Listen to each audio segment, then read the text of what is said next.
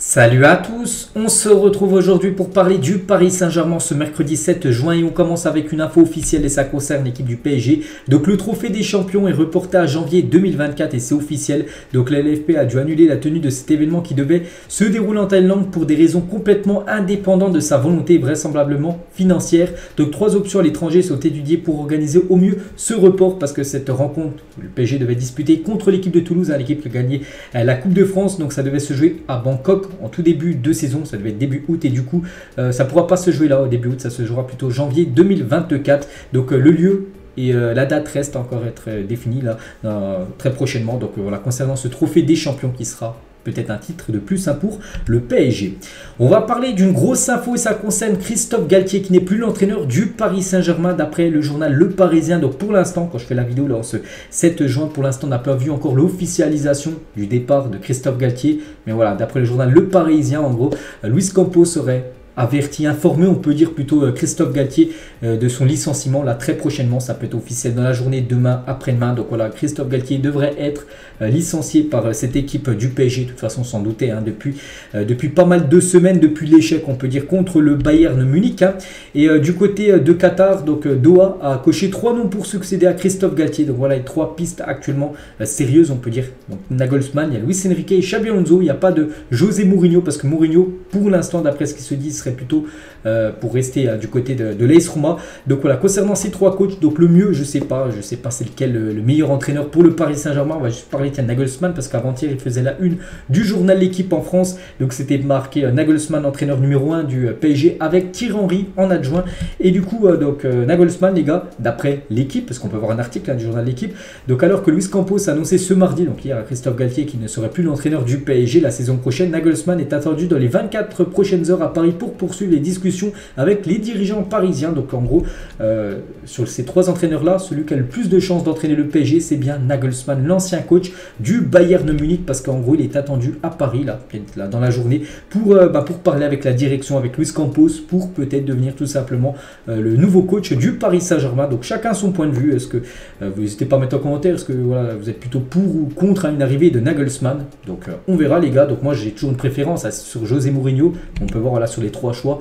Pour l'instant, Mourinho n'est pas cité, on peut dire. Bref, et concernant Nagelsmann, donc avant-hier, j'ai dit la une de l'équipe, c'était marqué Nagelsmann 1 et Thierry Henry adjoint. Et Thierry Henry préférait s'orienter plutôt vers un poste de numéro 1 qu'un poste d'adjoint de plus. Il aimerait pouvoir continuer d'aller régulièrement en Angleterre où sa famille habite. Pas sûr de voir le duo Nagelsmann-Henry la saison prochaine. Donc peut-être Nagelsmann peut venir, mais son adjoint ne sera pas Thierry Henry, parce qu'Henry lui préférait plutôt prendre une équipe première que d'être l'adjoint d'un entraîneur. Donc voilà, concernant le poste d'entraîneur là, de toute façon on sera vite fixé du côté de Paris là, certainement de la semaine, peut-être la semaine prochaine maximum, parce que voilà, quasiment avant juillet, il faut que le PSG bien sûr sache ça sera qui le futur coach pour la saison prochaine.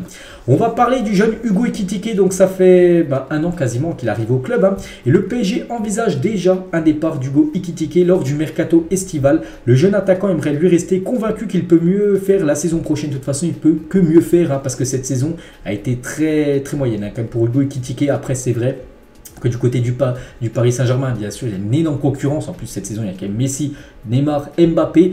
Donc, mais bon, quand il a pu jouer, surtout après la Coupe du Monde, il y a eu pas mal de temps de jeu. Et lors de ces rencontres où il a pu jouer, quand il avait du temps de jeu, il a été très peu influent. Il a très peu montré de choses. On vient de la saison dernière à Reims, il avait été vraiment bon. Il a marqué pas mal de buts. Mais là, avec le temps de jeu qu'il a eu quand même depuis la Coupe du Monde, très peu décisif, on peut dire. Et c'est pour ça que le PSG envisage déjà de vendre le jeune Hugo Ekitike.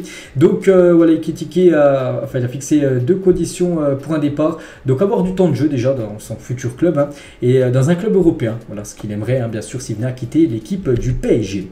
On va parler aussi de Icardi. N'oubliez pas que Icardi fait une très belle saison c'est actuellement du côté de Galatasaray, mais c'est toujours un joueur du PSG. Et Icardi est ciblé par l'AS Roma qui pourrait proposer 8 millions d'euros au PSG pour le joueur. N'oubliez pas que le PSG, comme il avait acheté plus de 50 millions d'euros, comme ce joueur qui a floppé totalement du côté de Paris. Bon là, ça a été une réussite du côté du Galatasaray et l'équipe de l'AS Roma serait prête à débourser un peu moins de 10 millions d'euros pour s'offrir l'attaquant Icardi. Des nouvelles de Léo Messi, donc Messi lui reste encore 23 jours sous contrat du côté du Paris Saint-Germain, mais Messi, même si on sait que c'est officiel, il quitte l'équipe du PSG, on veut savoir c'est quoi son futur, hein, parce que voilà, il a quand même joué 2 ans du côté de Paris. Donc Léo Messi annoncera sa décision dans les prochaines heures, donc là certainement aujourd'hui, hein, ce mercredi 7 juin, on connaîtra certainement peut-être le futur club de Léo Messi. Donc il y a toujours 3 options sur la table pour Léo Messi. Donc quel avenir pour Léo Messi? Donc tout d'abord le Barça, pour clore une belle histoire commune, hein. L'Arabie Saoudite qui lui déroule un tapis en diamant, hein, niveau financièrement, hein, bien sûr, et l'Inter Miami qui essaie de le séduire avec un projet original. Donc voilà, de toute façon ça sera une de ces 3 options là pour Léo Messi. Donc on verra les dégâts, et dès que je connais bien sûr le futur, hein, de Léo Messi, je vous dirai ça plus tard. Et toujours avec Messi, vu qu'il a comme Ramos, hein, ils ont quitté le club, mais Ramos et Messi, donc Ramos c'est une vidéo entière dédiée pour lui par rapport à son départ. La même chose pour Messi, elle est sortie hier, hein, cette vidéo. En gros, merci Messi, c'est voilà, une vidéo par rapport aux 2 ans de Messi à passer du côté du PSG. C'est sur le YouTube officiel tout simplement du Paris Saint-Germain. Toujours, on revient sur le mercato et toujours avec les joueurs qui pourrait débarquer, hein, du côté de Paris. Les gars, l'intérêt du PSG pour Marcus Thuram est concret. Il est l'un des noms de la liste du PSG disponible gratuitement. Les pourparlers suivront bientôt. Voilà, concernant ce joueur, hein, Marcus Thuram, les gars, il est en fin de contrat, tiens, dans 23 jours avec son équipe de Gladbach. Il devrait quitter, hein, cette équipe de Gladbach. Et voilà, le PSG est vraiment une option très sérieuse pour le joueur et le PSG. Et le joueur, lui, serait OK, hein, pour venir du côté de Paris. Donc pourquoi pas, hein. Donc peut-être la 4e recrue, parce que déjà on connaît déjà certainement les 3 premières, hein. Donc Milan Skriniar, il y a Ugarte et Marco Asensio, et la 4e recrue pourrait tout simplement être Marcus Thuram, hein. Donc regardez sur le Twitter Média Parisien, donc une question simple à Marcus Thuram au PSG, vous signez pour ou contre? Plus de 2700 votes. N'oubliez pas que les gars, il est gratuit, hein, gratuit.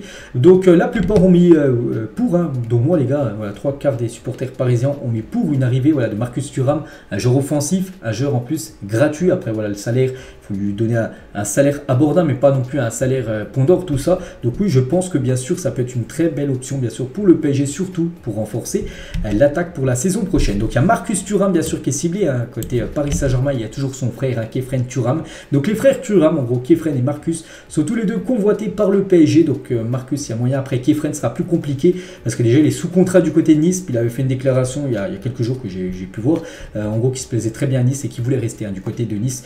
Khéphren Thuram, donc on verra, mais voilà, concernant Marcus, hein, bah, c'est peut-être jouable, hein, pour l'équipe parisienne. Regardez le top 10 actuellement des joueurs les plus chers au monde. Donc voilà le top 5, donc on peut voir qu'il n'y a aucun Parisien. Peut-être on se pense à Mbappé, pas dans le top 5, c'est vrai qu'il n'est pas dans le top 5, il n'est même pas dans le top 9, il est 10e. Kylian Mbappé actuellement, il coûte 162 millions d'euros. Pourquoi il est si loin dans ce classement? Pourquoi Musiala, Foden ou même Gavi coûtent plus cher que Kylian Mbappé? Parce que ce classement fait par CUS Football. Donc prend en compte aussi donc déjà l'âge du joueur. Bon, Mbappé est jeune, mais ils prennent aussi durée de contrat, et Mbappé il ne reste plus qu'un an de contrat parce qu'il est en fin de contrat en 2024, hein, avec une autre année en option qui ne devrait pas lever. Donc il ne reste plus qu'un an de contrat, c'est pour ça. Bon, il reste quand même 162 millions d'euros, mais par exemple il aura encore un contrat jusqu'en 2029, j'en sais rien, au Paris Saint-Germain, qui serait certainement la première ou la 2e place, bien sûr, Kylian Mbappé. On peut voir sa valeur actuelle, hein, c'est 162 millions d'euros pour Kylian Mbappé à un an de la fin de son contrat. La carte de la saison 2023-2024 des clubs engagés en Ligue 1. Donc voilà, le déplacement le plus court, hein, la saison prochaine. Donc là, cette saison, ça avait été Auxerre, mais Auxerre descend en Ligue 2.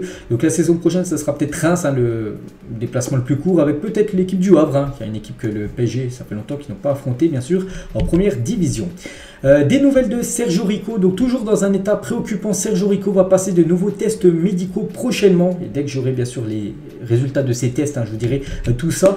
Et une messe intercession sera réalisée demain au sein de la paroisse de la Madeleine à Paris pour le rétablissement de Sergio Rico. Tous les supporters du PSG au-delà, leurs amis admirateurs de Sergio Rico sont invités à s'unir par leur présence et par leur prière à ce moment de recueillement pour envoyer tout simplement de la force à Sergio Rico, hein, qui est toujours hospitalisé bien sûr du côté de Séville, hein. Donc on lui envoie bien sûr beaucoup de force. On espère, hein, que son état s'améliorera au fil des jours. Et on finit bien sûr, hein, sur Sergio Rico. Donc voilà les gars, ce qu'il y avait à dire aujourd'hui sur le Paris Saint-Germain. J'espère que ça vous a plu. On se retrouve bien évidemment demain pour le prochain numéro. À demain.